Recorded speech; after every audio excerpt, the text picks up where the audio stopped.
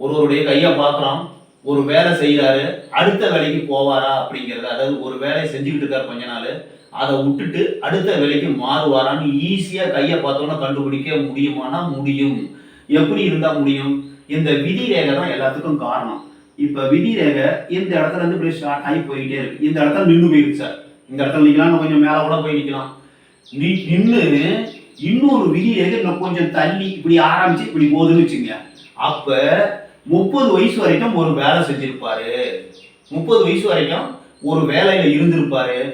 அதுக்கப்புறம் இன்னொரு வேலைக்கு மாறி போய் அந்த வேலைக்கு போயிருக்காரு. அந்த டோட்டலே ஒரு வேலையை விட்டுட்டு அடுத்த வேலைக்கு போயிருக்கணும். இந்த மாதிரி விதி ரேகை இருக்கும். இந்த விதி ரேகை இதோட நின்று போய் இன்னொரு விதி ரேகை பக்கத்துல ஆரம்பிச்சு போயிருந்ததுன்னா, ஒரு வேலை செஞ்சுட்டு இந்த வேலையில இருந்து அடுத்த வேலைக்கு போயிருக்காருங்கிறத கையை பார்த்தோன்னு ஈஸியா கண்டுபிடிச்சிடலாம். உங்க கையை பாருங்க.